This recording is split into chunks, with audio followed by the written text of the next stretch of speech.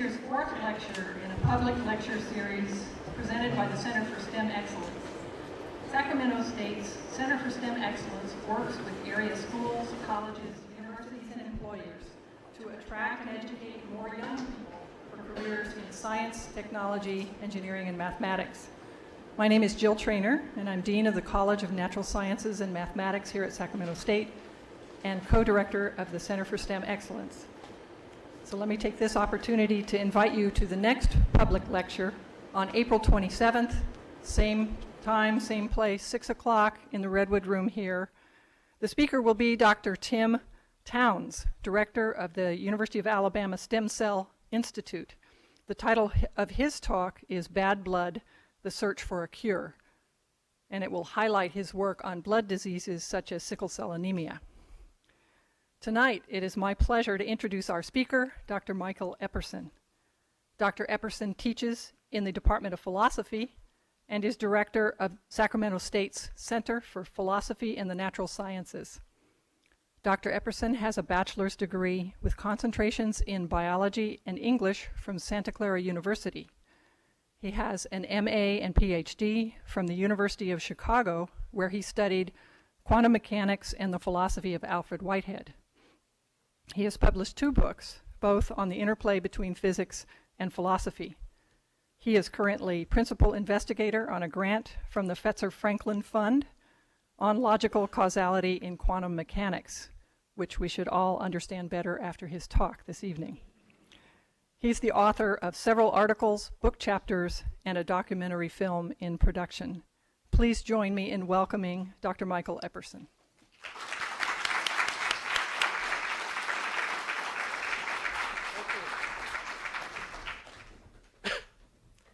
How's everybody doing?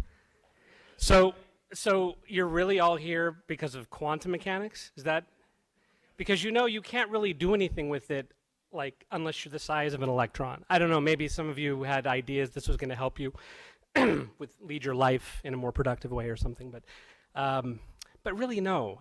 That's, and if feel free to leave, if because that's really one of the problems in physics today. People who are concerned about such things, we have wonderful descriptions of nature at the classical level, the level that we live in all the time. And then at the microphysical level, which you only live in if you do quantum mechanics in the lab, and even then you don't really live in it for that long, it's very different. It's a completely different world down there. And for the longest time, there have been 2 ways, I think, that people have generally dealt with that incompatibility. One, you just ignore it. You say, well, down there, it's whatever. Nature does weird things at a level that we're never going to have to deal with anyway, so who cares? Let's just live in the macrophysical world, comfortable with classical mechanics, comfortable with the worldview that has been generated from classical mechanics. Like from the 17th century on, the worldview, the Western worldview, heavily grounded in classical understandings of nature. It's very comfortable and very intuitive too. It works. Classical mechanics works really well. But again, the problem is that if we're after the most fundamental description of physical reality, which is what you're interested in if you do physics, you're stuck because you have 2 options. One, you can say, well, I'm happy to have a world that has 2 completely incompatible descriptions at the fundamental level, and I'm just going to deal with it. Or you're going to say, no, there's got to be a way of showing that classical mechanics can be derived from quantum mechanics, that classical mechanics can be understood to be perhaps an emergent depiction of reality that's totally compatible with quantum mechanics at the most fundamental level. Because we want a worldview that's coherent. At least you should want a worldview that's coherent. It just leads to better stuff. But we're not there yet, unfortunately. I mean, that's been the problem in quantum theory for the past several decades. The formalism hasn't changed at all since its innovation. All that's really changed are the different interpretations of it. What does it mean? What does quantum mechanics mean? And there's no real winner as far as the battle of interpretations goes. So I guess the idea behind the research that we're doing and the idea behind, I guess, this talk is that there should be a way to reconcile quantum mechanics and a quantum mechanical understanding of nature at the most fundamental level. There should be a way of reconciling that with the classical worldview that we live in day to day. There's got to be a way to set it up so these two things can fit together. You know, to fit together without any kind of special dispensation. You know, you don't want, for example, the speed of light limit to be mostly true, but at the level of microphysics, to solve a problem, you might want to just invent a particle that moves faster than light, just so that you can get out of the lab quicker. You know, that's we want a nice, coherent worldview. at least I do. So, where did we inherit? I guess this worldview. I keep using the word worldview because I would argue that our worldview is heavily informed by the science, really, of the 17th century forward. And back then, science was referred to as philosophy of nature. And there's a lot of guys who did a lot of work back then. Descartes is the person I'm going to start talking about.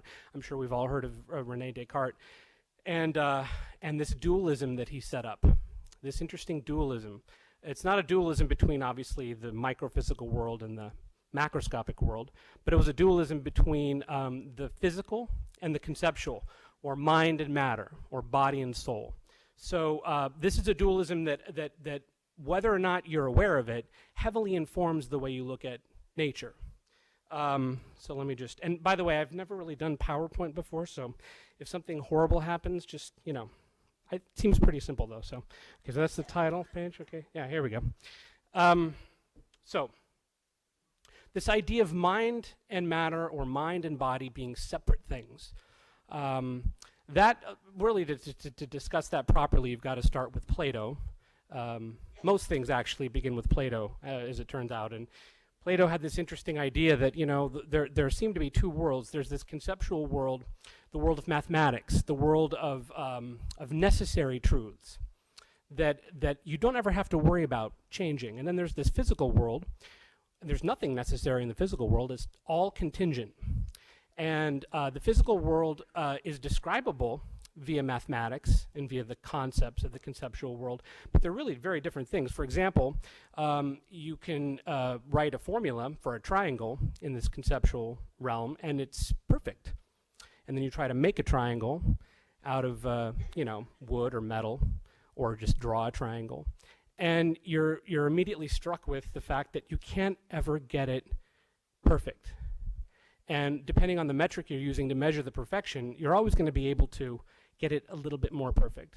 Or at least you're going to know in the back of your mind that there's always a better triangle around the corner than the one you have. That's a big difference between the physical world and the conceptual world.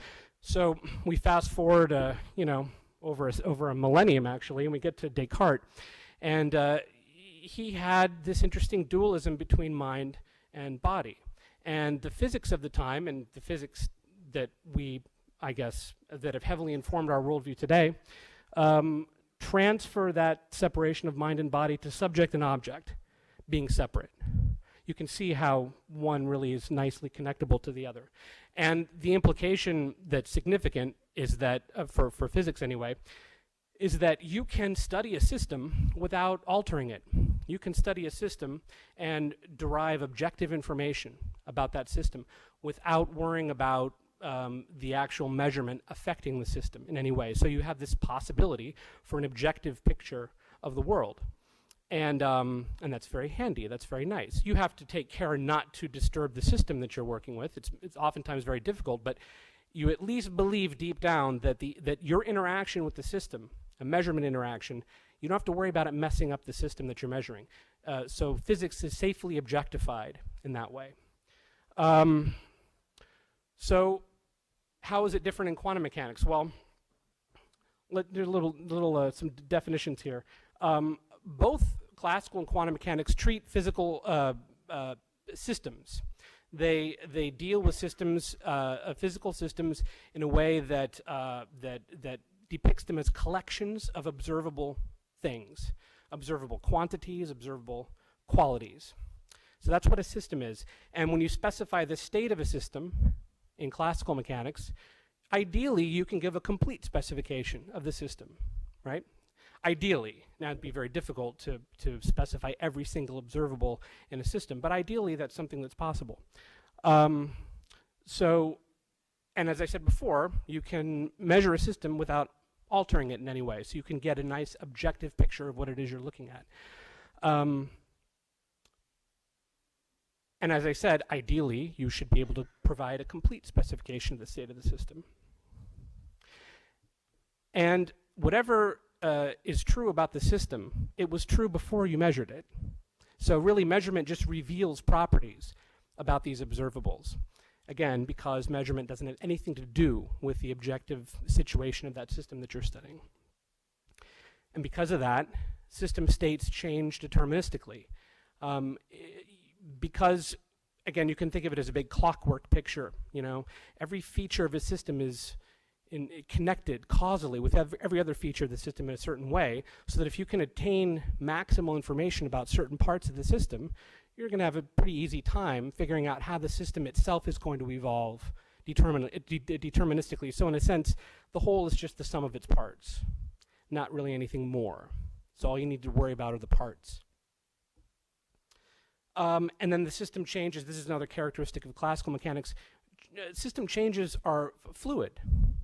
They're continuous. And in fact, you can map them onto the real number line. And kind of gets to the issue of measurement I was mentioning before. You know, you look at the real number line, and the thing that's annoying about it is you can always get smaller and smaller intervals for as long as you want to. And as a result, changes are depicted fairly continuously, fluidly. It's almost like, I'm looking at the clock here. I think it has I'm sure you guys are all looking at the clock too. Boy, it's got one of those sweeping second hands, you know, and time passes very fluidly this way. And since time is a metric by which we measure change in a system, we say, well, the changes of a system are fluid. You throw a baseball across the wall, it moves nice and fluidly, and that's the model we have for the way systems change, motion within a system. And now this is a somewhat technical idea, but I'm going to mention it anyway because it's connected to this idea. The observables, again, these are the qualities and quantities that you're dealing with in the system. The observables commute, and if you remember your math in grammar school, observables or variables that commute, it doesn't matter which order in which you add them. So if you're measuring a system, it really shouldn't matter which observable you're looking at, or at least which observables in which order that you're looking at them. It really shouldn't matter. And again, it's because the whole system is fairly deterministic.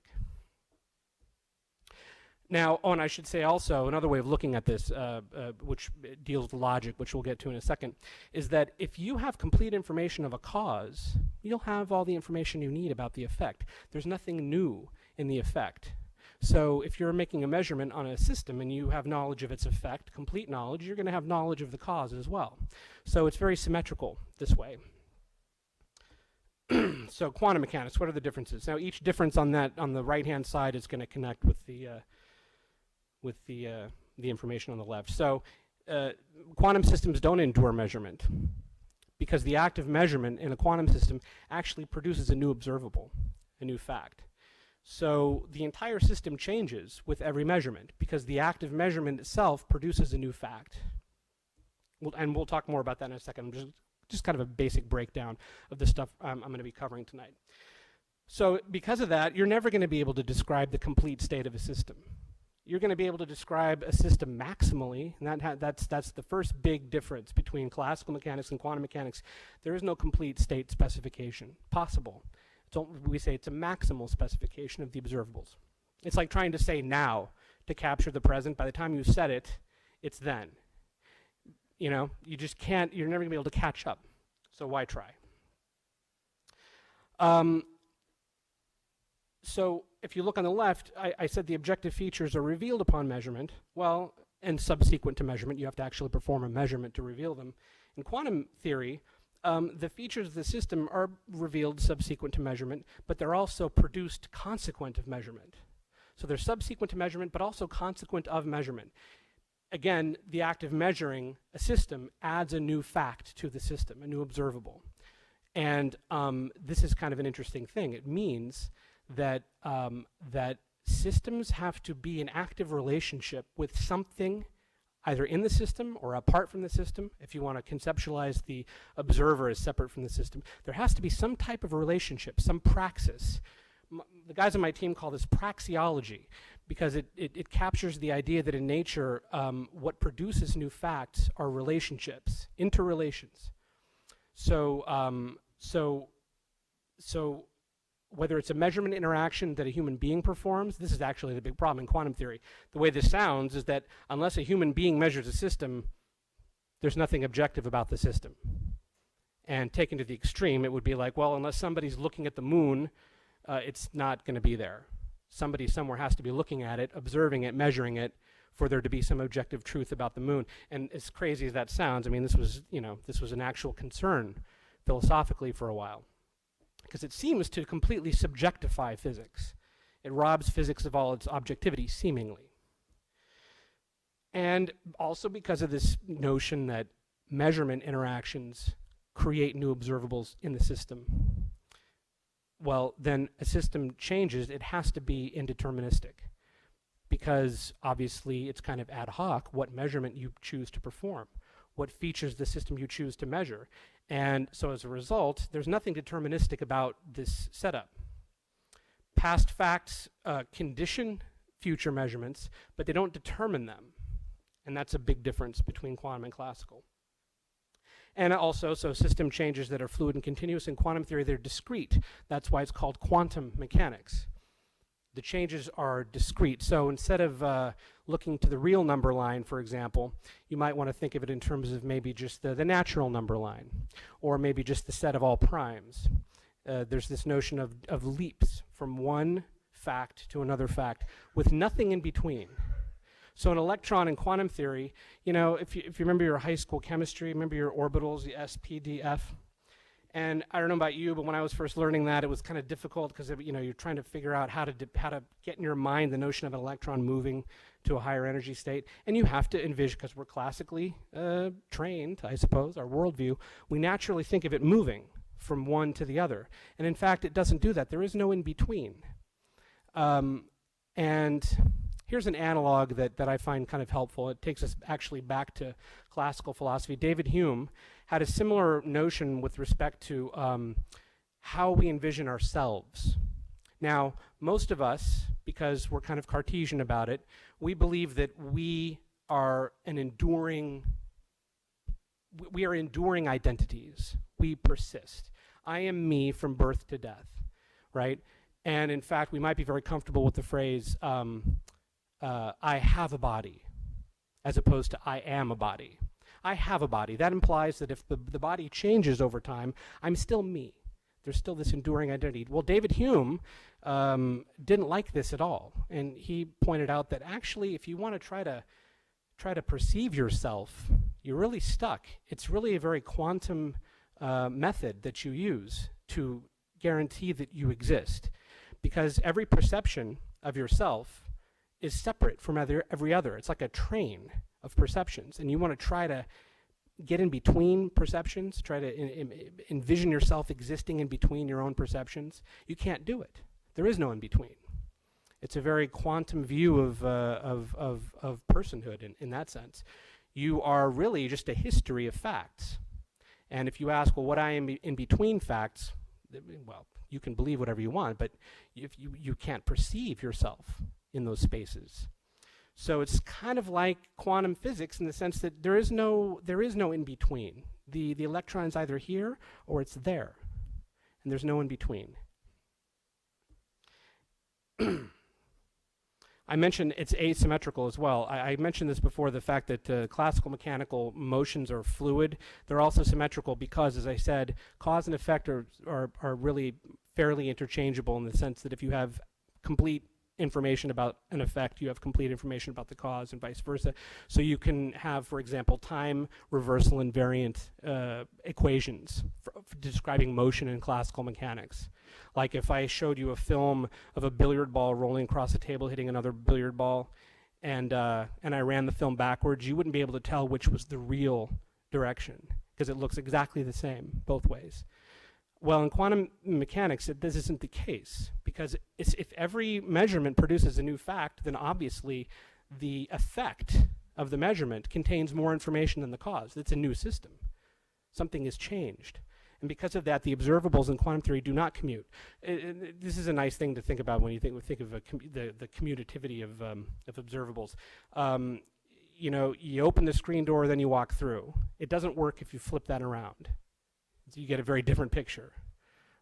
And in quantum mechanics, this is the reason you don't want to flip that around. It's the same reason that observables don't commute in quantum theory. So the other thing, this is all kind of prefatory before we actually get into the meat of what we're going to be talking about.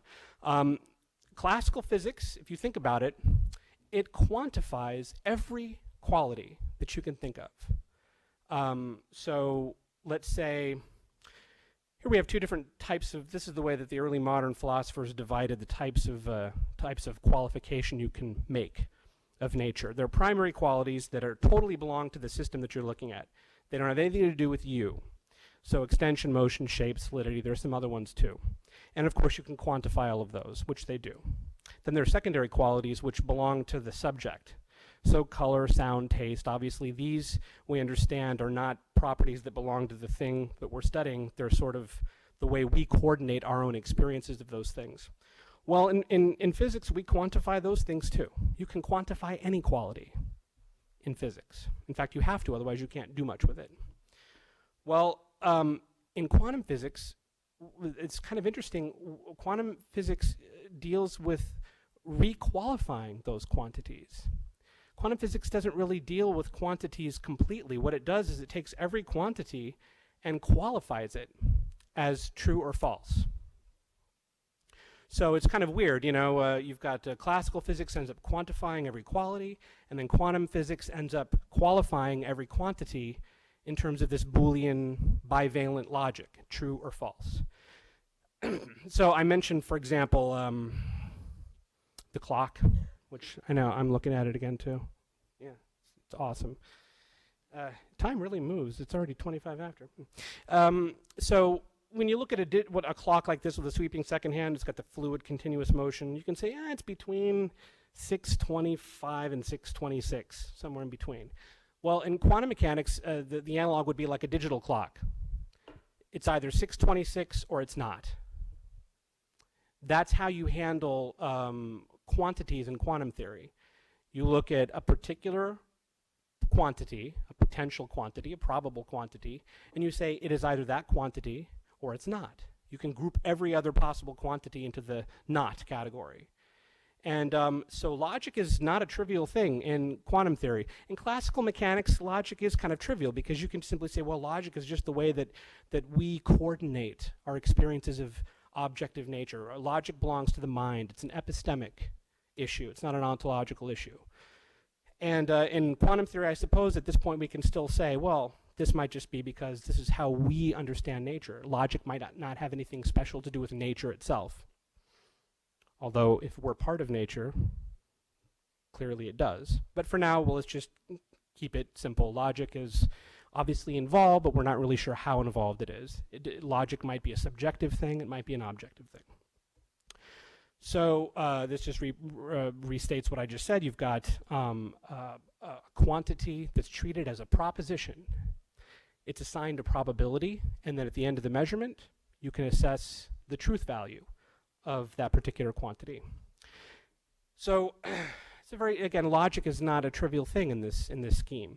And there are two fundamental first principles of logic that are operative in quantum mechanics. In fact, these are the only two you really need to worry about. The principle of non-contradiction. This is a very common sense thing too, by the way. It's not like this is going to be a big leap. This is the way that we look at the world, and it seems pretty reasonable. Principle of non-contradiction just says a fact and its negation cannot be true at the same time. And if you don't like that, I challenge you to point out an example where that's not the case. You won't be able to find one in nature. Of course, someday maybe you will, but for now, so far, nature seems pretty logical as far as that principle goes. And then the other principle is the principle of the excluded middle. By the way, these are classical principles of logic. You can find these in Aristotle. So the principle of the excluded middle just simply says either P is going to be true or not true. So meaning at least one of them is going to be true. and the principle of non-contradiction holds that at most one will be true. Both of these together are fundamental to quantum theory, and we'll see how. So we were talking about systems before. Okay, so let's say you're worried about a particular system and a particular observable in the system. You begin your measurement by preparing the system, is what it's called. It just simply means that, okay, I'm going to specify the status of whatever observable it is you're looking at. So we call this preparing the system for measurement. So that gives us our first fact. It's an initial fact. As the system evolves in the measurement interaction, and this is again just in the formalism of quantum theory, you don't really get to witness this happening. This just happens because this is the way the formalism is set up. We move from an initial fact that's related to the system that it's in, and because of those relationships, certain potential outcomes for that fact are generated. So it's almost as though the initial fact captures the system itself. What that initial fact could be at the end of the measurement interaction is conditioned by its relationships within every other observable in the system. It takes these things into account. And then there's this interesting move from potential outcome facts to probable outcome facts. Potential outcome facts don't have to go together very well. In fact, they can violate the principle of non-contradiction as much as they want to. I mean, you can have, if you think about it, potential outcomes that contradict one another, those are fine. You can, it's like going to a restaurant and you get the menu and you're only allowed to order one thing. I hate that because, but one thing, one entree. And there's you get pizza or fish or chicken. Okay, well, in actual fact, you're only going to end up ordering one. But as you're conceiving which one you're going to order, all those different possible orders are living together nicely in your mind without any problem. It's only when you actually place the order and you have to pick one that the principle of non-contradiction is satisfied. So coexistent potential states, it's fine. Coexistent actual states, maybe not so much. We'll see those. So the point is we move from potential states to probable outcome states. Now, what's the difference? The difference is that probable outcome states are mutually exclusive and exhaustive. They obey the principle of non-contradiction because they're mutually exclusive, and they obey the principle of the excluded middle because one of them is guaranteed to happen. That's the beauty of probabilities, that they sum to unity. So if you're dealing with probabilities, you're guaranteed that there will be some result. That seems pretty trivial, but actually it's a big problem in quantum mechanics, accounting for the existence of a fact at the end of the measurement. That's actually considered to be a problem. And I don't know why, because that would almost be like telling Newton that it's a problem that his mechanics don't account for the existence of matter, because they don't. They presuppose matter. After all, if there's nothing, if there's no matter, what am I measuring? It's presupposed. In the same way, I would argue that outcome facts are presupposed by virtue of the fact that you're dealing with probabilities in the formalism. And this, of course, brings us back to the schism between the conceptual and the physical. If you're Plato, you're saying, okay, the math gives me one picture, and my experiences of the world give me another picture. Which are you going to believe? Plato says, believe the math. Just believe the math. If the math tells you that there's an actual fact at the end, then that's a rational presupposition you can make. In fact, there's two presuppositions. You presuppose a fact at the beginning and a fact at the end. Quantum mechanics can't tell you where either of those facts come from. So it's almost a faith-based feature of science, really. These are necessary presuppositions for the mechanics to work. So this is a little better picture of what actually happens. So again, you've got your initial fact. The fact that you're dealing with is part of a system. And as I said, the relationships between the fact and all the other observables in the system contribute to the potential outcome that you're going to get.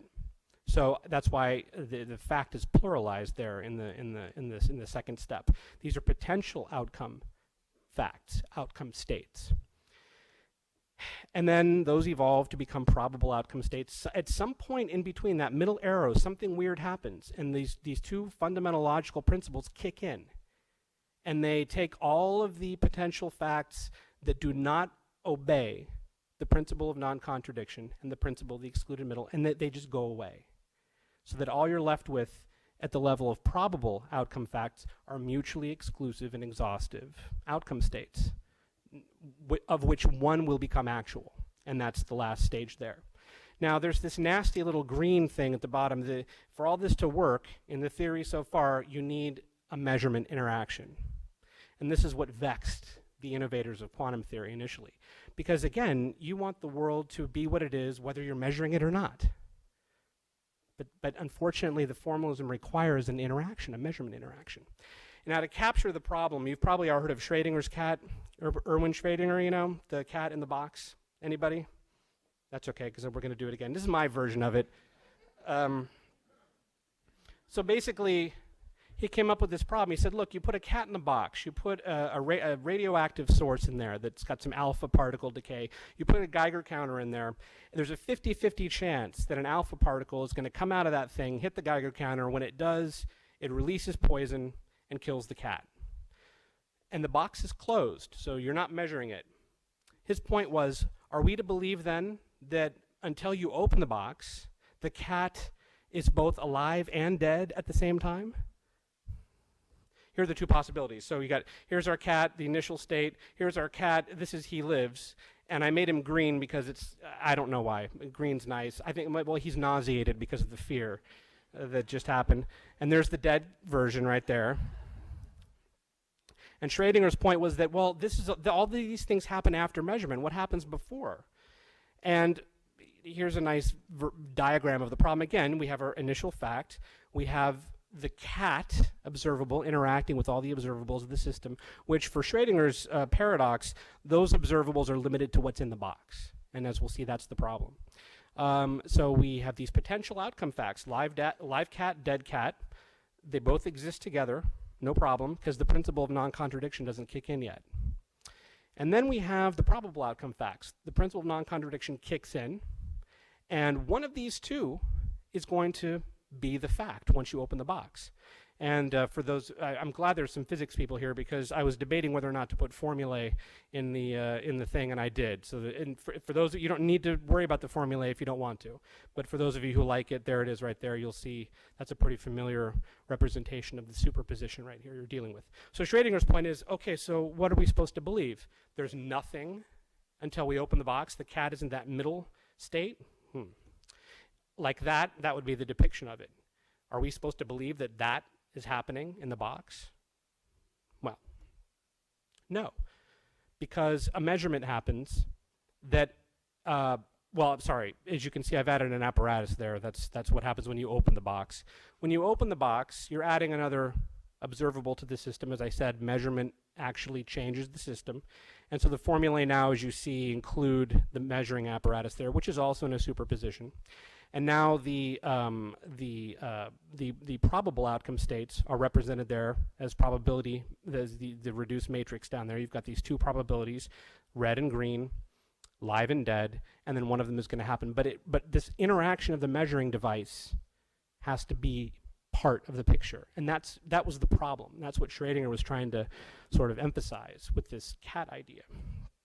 Well, there's a way to solve this problem. And clearly, let me just go back one before, because this is kind of complicated. There is actually a way to solve this problem. What you want is quantum mechanics with no observers, with no human observers anyway. How can we do that? And this was, I'm surprised no one figured it out earlier. There are solutions to this problem that have been presented in the past couple of decades, and some of them are actually more robust than others. But if you can liberate quantum theory from the need of having a human observer, then you can restore this objectivity you're looking for. So the question is, well, how do we get human beings out of the picture?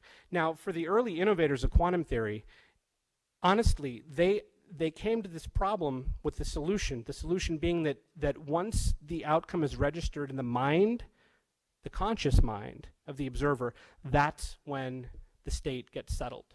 That's when state reduction happens. And some of them flip-flopped a little bit. Heisenberg, for example, you can, depending on what you read, you'll hear that depiction, and elsewhere you'll see that he really believes that these things get settled once the system gets connected with the outside world somehow. Maybe it's not a conscious observation that's required. Maybe it's just maybe it's something else. There was an intuition already back then that maybe you didn't need human beings, but they couldn't figure it out. So in the past couple of decades, there have been a number of interesting proposals. One of which simply suggests that, okay, if really what's happening is you've got a system with observables you're worried about, and you're selecting a particular observable in that system, and you know that the observable you're concerned with, it has relationships with every other fact or feature of the system, then maybe the relationship between the measuring device and the system is not privileged. Maybe just relationships are all you need. Maybe you just need the thing you're worried about, the cat in this case, the cat observable, maybe you just need it to be in relationship with other things, other features of the system, like molecules of air bouncing off of it, for example, or the background radiation, for example. There's all kinds of stuff going on in that box. So that's what they wanted, these theorists, and they had to figure out how to do that, how to get that in a way that produces the same predicted outcomes in quantum theory that the standard formalism predicts. And the version I want to talk about tonight is it's called the consistent histories interpretation, or the decoherent histories interpretation. And it's very intuitive. It's not hard to understand. It makes perfect sense. And in fact, it connects with this idea that I mentioned already with David Hume, that you can treat objects as histories of facts. Histories of facts. Think about it. When you add a new fact to a history, you have changed the whole history, just as when you when you perform a measurement on the system, you've changed the system. But it's not chaotic or ad hoc. There are rules. There are rules as to what's possible. And those rules are these logical requirements we talked about before. So here's basically where we get the decoherent histories approach. It starts with John von Neumann. He also tried to solve this problem, and the first thing he said was, look, you don't keep the detector separate from the system. This is something that Bohr said you needed to do. You needed to, even though there's no way to actually keep it separate, he said conceptually you've got to treat the measurement detector as a classical system, and then keep the measured system separate. And von Neumann said, no, if quantum theory is to be a universal theory, we have to treat the whole thing quantum mechanically, including the detector. So you put the detector in the system that you're measuring. And that's why you'll see the detectors there right along with the observable, the cat. And then there's this environment. The environment is everything else. Could be the universe. In fact, you need a closed system for this to work, and really the only closed system, the truly closed system, is the universe. Right? So you can say, okay, well, I guess what we're saying here is that every particular fact that takes place, say, between the cat and the detector involves necessarily every other fact in the environment. They all contribute to the superposition. So von Neumann first suggested that, so props to him. He ended up going a little different route, but then the consistent histories people, Robert Griffiths is the guy. If you're interested in this, you should write that name down. He developed a very rigorous treatment of this in the last couple of years. He published a book, but he's published numerous papers on this since the 70s. It says the 60s, actually. His whole view, basically in a nutshell, is this. Okay, so we have our system that we're measuring, the cat, okay? And the cat, and we're part of the system that we're measuring. We're all there's no privileged measurer in the system. So since what the cat is going to be, what the new fact that's added to the history is going to be, it's conditioned but not determined by every other fact in that composite system, detector, and environment. Every other fact. So if we're going to make a history, which is really, that's why it's called consistent histories, what the suggestion is we can order all of those facts together, show what the relationships are. How do you do that? It's ridiculous. I mean, even von Neumann said, if you try to add the detector to this, it's going to make the calculations impossible. It's just a conceptual thing. Well, now we're adding the environment, which traditionally was ignored. It was ignored. But now the decoherence theorists are saying, no, you got to bring it in, because what happens? Okay, so mathematically what you can do is you can create what are called equivalence classes. So again, we've got this mess of relationships that we're trying to sort out. And we want to sort them out so that they're logical. If you believe that those logical principles are operative, that's a necessary presupposition. So what you can do is create alternative histories, alternative potential histories that capture the different outcomes. And you can say, okay, I'm going to take all of the histories that agree on the cat being alive and the detector showing green. I'm going to take all those histories and group them together. Now, all of the environmental data, all those environmental degrees of freedom, I'm not going to worry about those. I'm going to just lump them all together, only follow the state of the cat being alive and the state of the detector being green. And I'm going to group that into a nice equivalence class. I'm going to do the same thing with the dead cat. So now you have these coarse-grained histories. And what happens, and no one really knows why. Again, I'm just going to say it's just a feature of nature. Okay, I mean because it's inescapable. So at this point, I'm going to say this is just what happens. Those two logical principles kick in, and all of the environmental facts that violate the principle of non-contradiction, they cancel each other out, and those equivalence classes become narrowed. They become much smaller, and once that process is known as decoherence. Because really what's happening before decoherence is all the outcomes are in a big coherent superposition. They're all mixed together. It's all a big nightmare. The live dead cat at the same time. When decoherence kicks in, it takes all those degrees of freedom in the environment and it basically just cancels, you're allowed the cancellation in terms of those that violate the principle of non-contradiction. So for those physicists, we're talking about the off-diagonal terms, getting rid of them, okay? And this is done via traceover of the environment. That's the formula on the top. And once that traceover is complete, you're left with the same set of mutually exclusive and exhaustive outcomes that you get with normal quantum theory. It's exactly the same. So it's almost as though you need the environment and those degrees of freedom for decoherence to happen. And this is very exciting to a lot of physicists because what they're trying to do is create a situation where decoherence doesn't kick in, where those principles, those logical principles, don't hold. And the reason they want to do this is because there's a desire to create a quantum computer via qubits, quantum bits that are at the atomic level. And so in order to take advantage of quantum computing, you need a qubit to sort of keep itself in a superposition long enough for a calculation to be performed. But unfortunately, decoherence kicks in too quickly. There's an experiment that was done last year, was published in Nature, and it's on the website if you're interested in any of this. They were able to show that coherence time was about 800 nanoseconds. That's how long the cat stays alive and dead, for example, at the level of a molecule. And they were thinking, well, if we can get rid of those environmental relations, if we can isolate the system from the environment and all the degrees of freedom that cause decoherence to happen, we can keep that thing in a superposition longer, maybe as long as 100 microseconds, which is what they're hoping to do. And that would be very interesting if they could do that. I don't think it's going to happen, though. And the reason is this experiment's been done before.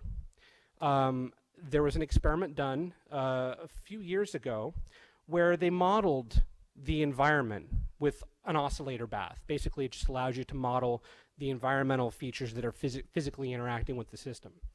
And what they showed was, yeah, decoherence happens, and it happens because of the relationships between the measured system and the environment.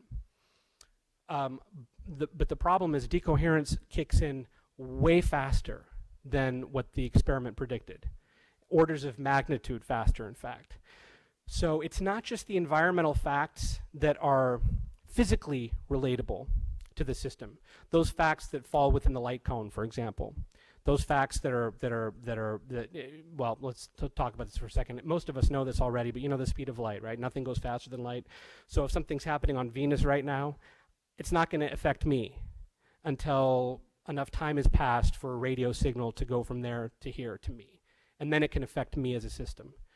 Well, the same is presumed to hold for these environmental relations. Well, it turns out that it's not the case, that even non-local facts, part of the system, parts of the universe that are far removed from the system you're studying, those also contribute to decoherence. In fact, you need them. You need them to account for the speed at which decoherence kicks in. That's kind of interesting. It simply means that you don't get logical violations anywhere. It's like all in a silly way. It's like me saying, if I'm here right now, I'm not on Pluto.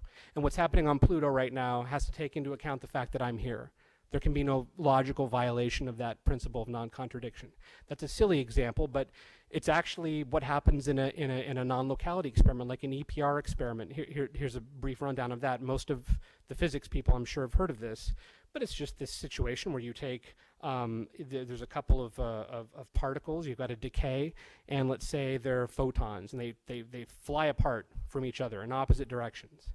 Because of the conservation of momentum, the laws of conservation, the spins are opposite. So if you measure the spin of one particle, like on one end of the lab, you know with certainty what the spin of the other is. If you alter the type of measurement you perform, though, on the first arm, it shouldn't really have anything to do with the measurement you perform on the other arm. That's the classical understanding. Because again, the state of the system exists whether you measure it or not. All you're doing is revealing information about it.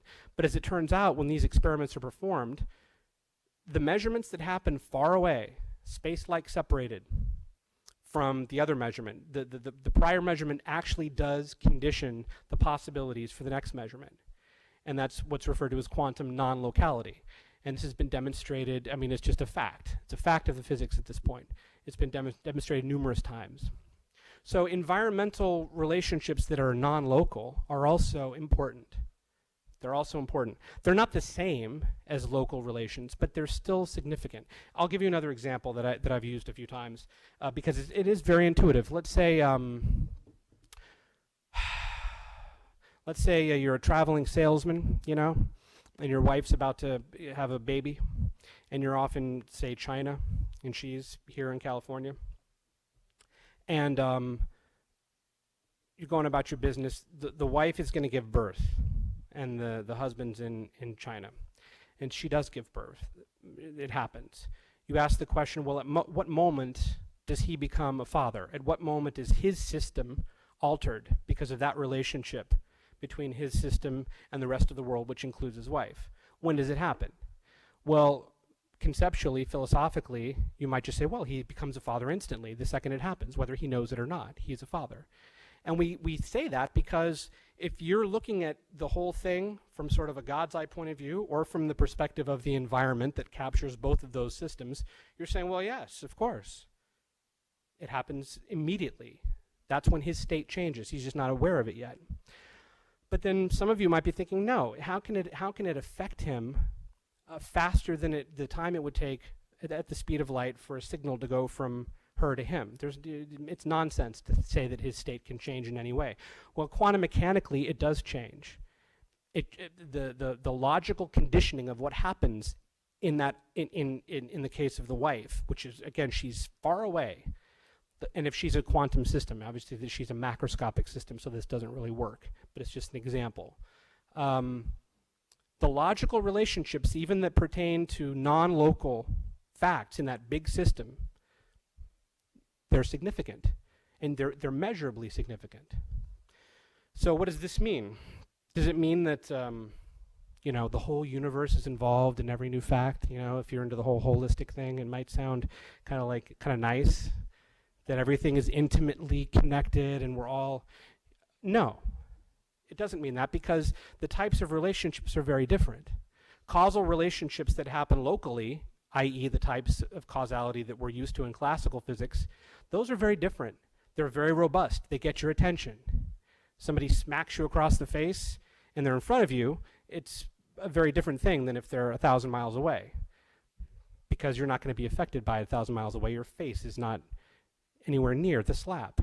Very different type of causality that happens that way. However, at the quantum mechanical level, the observables that are non-local they contribute to the possibilities that you see here at the end of this arrow, what the actual outcome fact is going to be, at least according to the consistent histories model. Okay, and I'm not going to say that that model wins, because no one has agreed that it wins. What I would argue is that it's the only model at this point that allows you to depict classical mechanics as as a derivative.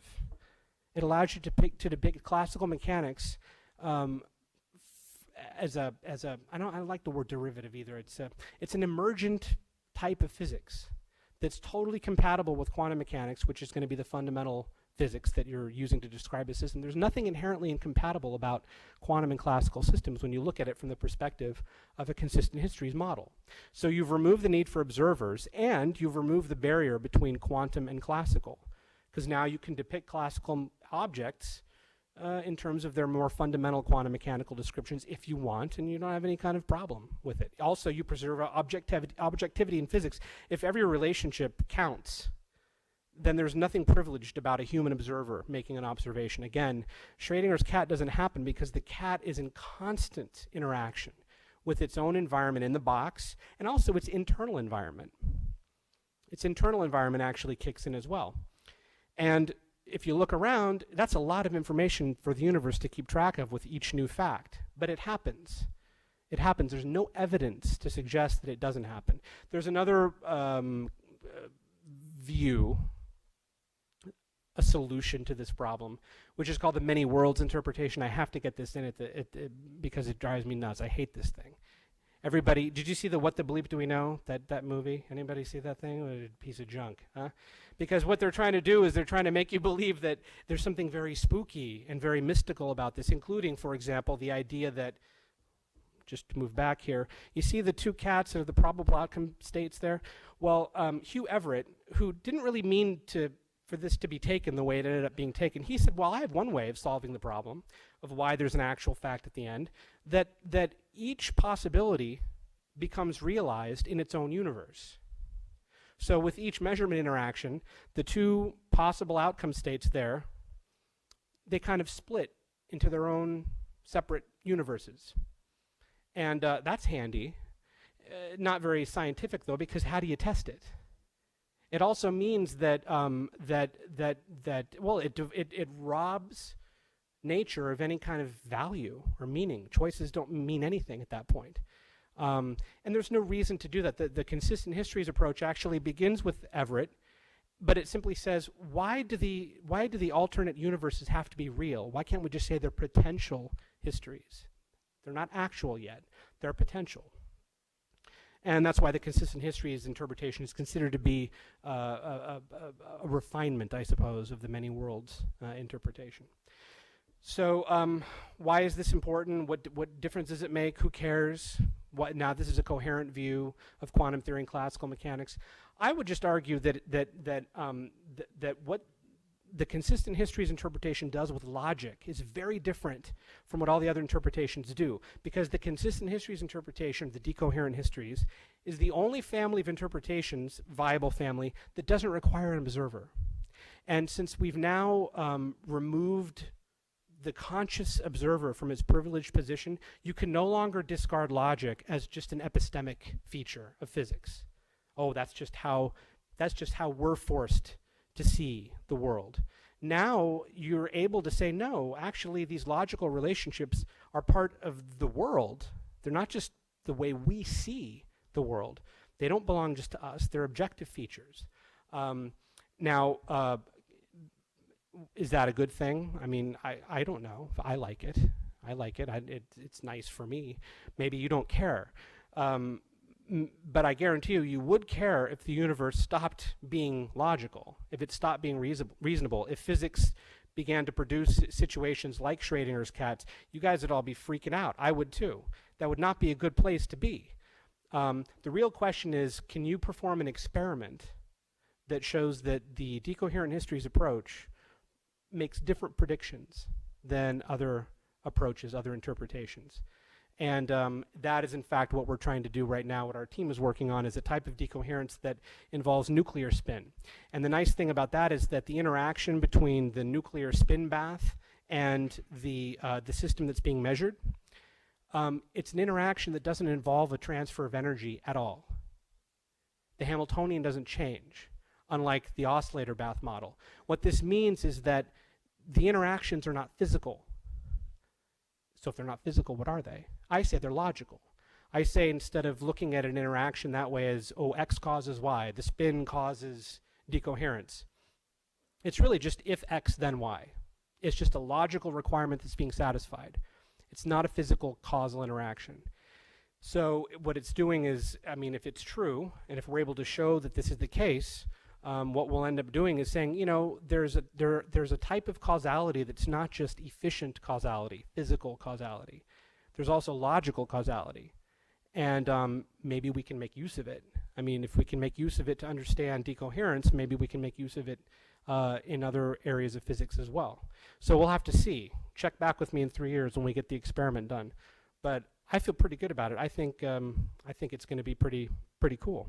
So if this works, we're just simply saying, okay, logic is part of physics. It's not just part of people doing physics. It's part of the physics, and that's going to take some time to convince people that that's true. The other thing that it does is it kind of puts, I hate to say it, but it puts science and religion on, well, I'm not going to say equal footing, but it gets them kind of closer together, because now science has to acknowledge that it has presupposed principles, presupposed first principles that it cannot account for. How can science be used to account for that which it presupposes? If the scientific method requires the logical order for it to work, if quantum mechanics requires those two logical principles, then how is it that you could ever hope that quantum mechanics could account for those principles that it presupposes? It doesn't make sense. It's illogical. So this, in a way, I mentioned the word faith-based before, it was joking, but really in a way it just shows that science involves presupposed principles too. It involves articles of faith too. Now, that doesn't mean all presupposed principles are equal or should be paid attention to, but it does show that, you know, there are a priori truths that make science possible. And if we can show that logic belongs to nature itself rather than just belonging to the way I view nature, then that's a big step forward actually for physics. So anyway, we'll see. If you're interested in this stuff, some of it is in this book. There have been some development since then, but just go to the CPNS website and there's lots of references and stuff, and or just shoot me an email and I can, you physics people, if you're interested in more information, I can send you some papers, okay? But for the rest of you, I hope this was somewhat useful. I don't know, it's kind of hard to describe this stuff in terms that everybody can understand, but I hope it worked. So thanks very much for coming.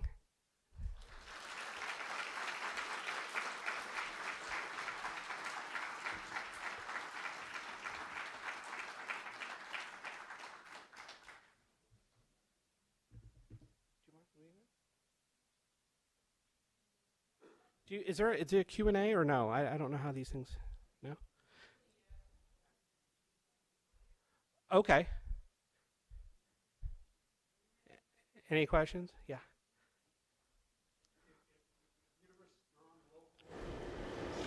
What is the nature of a relationship? What is a relationship with a non-local universe? Well, only parts of the universe are non-local. It's obviously it's relative, right, to where you are, your particular standpoint. If I get your meaning. So, for me, what's non-local is not going to be what's non-local for somebody who's space-like separated from me. You know. It's just a logical relationship. Again, it's just that those two principles of non-contradiction and the excluded middle. You can't have histories that disagree about facts. They live in the whole system. Because think about it like a network of computers. If you want to assess the health of the network, if only one computer is messed up, the health of the whole network is altered instantly. Now, the effects of that may not be evident for a while, but you can say from an objective point of view, no, the minute that one computer is infected, the whole network is messed up and needs to be fixed. You know, it's kind of like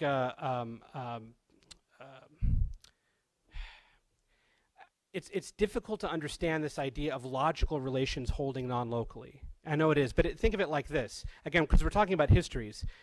In the consistent histories model, the broadest history the history that englobes all the smaller local histories. That's the universe itself, right? It'd be like saying, I'm going to write a history of the United States, and it will include the histories of California and the histories of New York. Now, because the histories of California and New York are included in the global history, they can't disagree about facts. So California's history has to agree with New York's history with respect to facts that fall outside of the domain of the individual histories. And the reason they have to agree is because they're included in this broader history. And so it's almost like the existence of the broadest possible history, i.e. the wave function of the universe itself, guarantees the logical correlations among all the different subsystems within it. Again, it's a presupposition. And it could be easily shown to be false as long as you show that it's violated somewhere. If you, for example, if I ever show up in 2 places at once, then all this goes away. You know, plus everyone would be really upset too, because one of me probably is plenty. Yeah. What kind of forces or particle relationships are Skews what's observed? Oh, well, Heisenberg gave a pretty good version of this, which is like just a microscope, a light microscope. Let's say you're looking at something with a light microscope. And let's say you have a microscope that uses electrons instead, like an electron microscope. For you to image something, the electron has to hit it and then bounce back to your detector. Well, hitting it alters it. The other way of looking at it is there's a version of the Heisenberg uncertainty relations that deals just with energy, which I think is very intuitive. There's the position momentum version, but the energy version is good too. That when I measure something, I'm adding energy to it. And there's a lower limit to the amount of energy that you have to deal with. But it's there, which means you're never going to have an objective system apart from measurement. And anytime you measure something, you're introducing the possibility for error. Well, that's true too. Sure. I mean, an error is a whole another ball of wax, of course. The idea of error. I look at these logical principles. To me, it's thinking about a painting. You know, we spend so much time. You look at a painting, you don't care about the canvas. You don't care about it. You're busy with the painting. Well, logic is like the canvas. You know, logic is what makes the painting possible. You don't care about the painting, or you don't care about the canvas until it's gone. But without the canvas, the painting is just going to fall apart. Now, do we ever appreciate the canvas by itself? Not unless you're weird, you know, just staring at a canvas. But you should, because you say, well, okay, most people are not going to appreciate the canvas apart from the painting. And unless you're into logic, you're not going to appreciate logic apart from what it does for you. But it does a lot for you. You know, it does.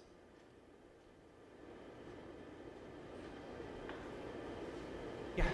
Is there any notion, or is the question even reasonable? Is there any idea what the mechanism of non-local causality might be, or is that even There have been a couple of different ideas. One of which is that there's a superluminal pilot wave. Again, a violation of the speed of light, a superluminal signal that travels from one to the other. There's one version that involves it's called the transactional interpretation, that involves time reversal occurrences where you're going back in time and doing these weird things. All of them involve, there's a version called the Girardi-Riemannian-Weber version. It's called spontaneous localization. It also has kind of a pilot wave. It's this Gaussian pulse that travels through space-time. But I'm not happy with any of those, because if you're adding, you know, it seems pretty ad hoc to me that you want to add these things. Yeah. David Bohm said that those two particles or photons never left each other, they're still right next to each other, they're connected. Yeah, Bohm had a very different view. Yeah, the thing about the consistent histories model, I mentioned that it's asymmetrical. The thing about it is that past facts, it means that past facts are done, they're closed. The arrow of time only moves one way. And so that time reversibility I was talking about before with classical mechanics, you don't see that in quantum theory. And that's actually nice, because it makes it more compatible with thermodynamics, which also has an arrow that only goes one way. But the reason is because past facts are closed, future facts are open. So can you go back in time with this model of quantum theory? No. Is there a quantum cosmology that's derived from the consistent histories model? Yes, there is. But it does not allow you to go back and undo facts of the past. You can reproduce the past. Like if I show you a film strip of a rock sitting on a table, And you don't know you're watching a film. It's kind of like Plato's Allegory of the Cave, but a modern version. And you're looking at this thing. You think it's just a solid thing that doesn't change. And you're viewing it, measuring it, doesn't change anything. And then I take you back to the projection booth and I say to you, no, you see, it's actually, there's nothing continuous or fluid about it. It's a quantum system with the frames of the film. And all that's happening is the new facts that are made just reproduce the facts of the past. You can have reproduction in quantum systems. You don't just get novelty every time. In fact, that's why the classical world is pretty stable. So you don't get to go backwards. Now, with what you mentioned, Bohm's version of his interpretation of quantum theory basically says that time is purely symmetrical. Everything is totally symmetrical. So what happens in the future is already wrapped up in part of what's happening now. It's kind of a classical, quasi-classical view of quantum theory in terms of causality and the direction of time. The direction of time in this model is very important. It's asymmetrical, which, by the way, is the direction of logic also. The logical modality that you see in an if-then statement, for example, in propositional logic, it's the same direction of the arrow of time. And so that allows us to map X causes Y onto if X then Y.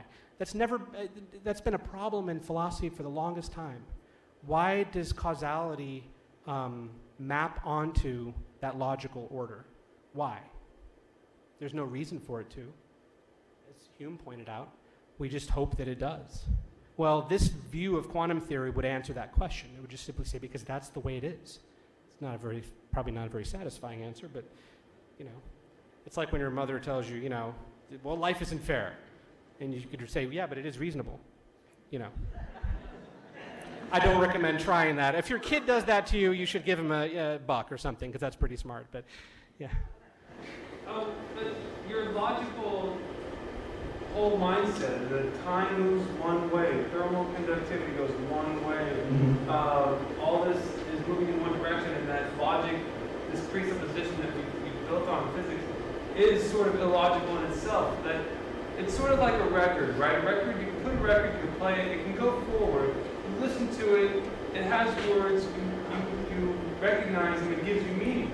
But if it went backwards, right now, because we all understand it goes forward, we wouldn't understand it. But if all we knew was records going backwards, we'd get it new, because it kept on going backwards that way.